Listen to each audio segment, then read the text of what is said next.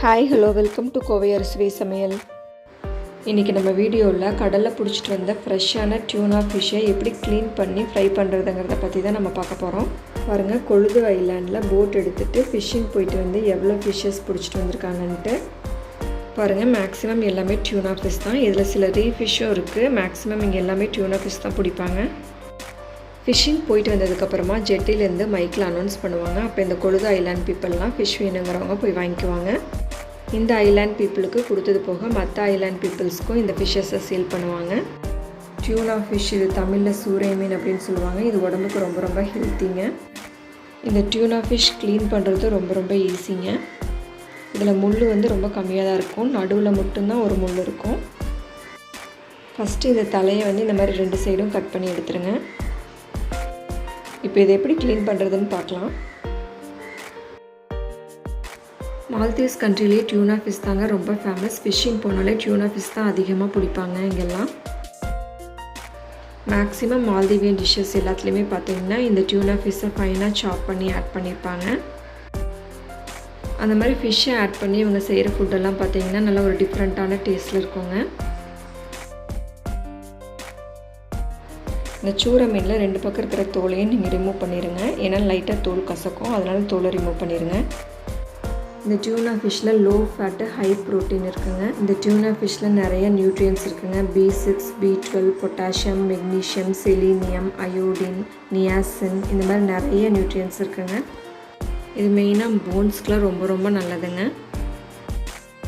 பாருங்கள், இந்த மாதிரி கட் பண்ணிங்கன்னா நல்லா சதையாக கிடைக்குங்க. இதில் முள் இருக்காது, சென்டராக தான் முள் இருக்கும். இதே மாதிரி பேக் சைடும் கட் பண்ணி எடுத்துருங்க. நடுவில் அந்த முள் மட்டும் இருக்குங்க, அதை நம்ம ரிமூவ் பண்ணிடலாம். சென்டரில் பார்த்திங்கன்னா ஃபுல்லாக முள் தான் இருக்குங்க, அதை நம்ம ரிமூவ் பண்ணிடலாம். இப்போ இந்த சதை மட்டும் நம்ம கட் பண்ணி நம்மளுக்கு எந்த மாதிரி பீசஸ் வேணுமோ அந்த மாதிரி நம்ம போட்டுக்கலாம். நம்ம இந்த மாதிரி சின்ன சின்ன பீசஸாக போட்டோம்னா நம்மளுக்கு குழம்பு வைக்கிறதுக்கும் ஈஸியாக இருக்கும், ஃப்ரை பண்ணுறதுக்கும் ஈஸியாக இருக்கும். அவ்வளோதாங்க. கட் பண்ணிவிட்டு இந்த மாதிரி 2-3 தடவை நல்லா வாஷ் பண்ணி எடுத்துக்கோங்க. 2 table spoon chilli powder, 2 table spoon cornflour, 2 table spoon ginger garlic paste எடுத்துருக்கேங்க. இது கூட 1 teaspoon cumin powder, pepper powder, onion paste, கொஞ்சம் சால்ட்டு போட்டு மேக்னேட் பண்ணி ஒரு 1/2 hour வச்சுருங்க.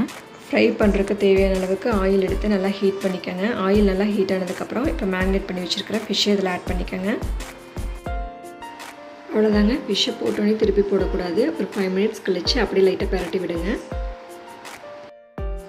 அவ்வளோதாங்க, டியூனா ஃபிஷ் நல்லா ஃப்ரை ஆயிடுச்சு. இப்போ ஆயிலை வடிச்சிட்டு நம்ம எடுத்துடலாம். அவ்வளோதாங்க, ரொம்ப ரொம்ப டேஸ்டான டியூனா ஃபிஷ் சூப்பராக ரெடி ஆயிடுச்சுங்க. இந்த சூரை மீன் சாப்பிட்றதுக்கு ரொம்ப டேஸ்டியாகவும் இருக்கும், ரொம்ப உடம்புக்கும் ஹெல்த்திங்க. இந்த ஃபிஷ்ஷில் லோ கலோரி இருக்கிறனால வெயிட் லாஸ் ஆகிறதுக்கு ரொம்ப ஹெல்ப்பாக இருக்குங்க. இந்த டியூனா ஃபிஷ்ஷு பிரெயின், போனு, ஹார்ட்டுக்கெலாம் ரொம்ப நல்லதுங்க. முள் இல்லாமல் இருக்கிறனால குழந்தைங்க சாப்பிட்றதுக்கு ரொம்ப ஈஸியாக இருக்குங்க. நம்ம ஊர்லலாம் இந்த ஃபிஷ் அதிகமாக கிடைக்காது, ரேட்டும் கொஞ்சம் ரிச்சாக இருக்கும். இந்த ஃபிஷ் கிடச்சிச்சின்னா கண்டிப்பாக ட்ரை பண்ணி பாருங்கள். ட்ரை பண்ணிவிட்டு உங்களோட ஃபீட்பேக்ஸ் எப்படி இருந்துச்சுன்னு என் கூட மறக்காமல் ஷேர் பண்ணிக்கோங்க. இந்த வீடியோ பிடிச்சிருந்ததுன்னா லைக் பண்ணி ஷேர் பண்ணி கோவை அரிசி சமையலை சப்ஸ்கிரைப் பண்ணுங்கள். சமைப்போம், சுவைப்போம், உணவையே மருந்தாக்கி ஆரோக்கியத்துடன் வாழ முயற்சிப்போம். தேங்க்ஸ் ஃபார் வாட்சிங்.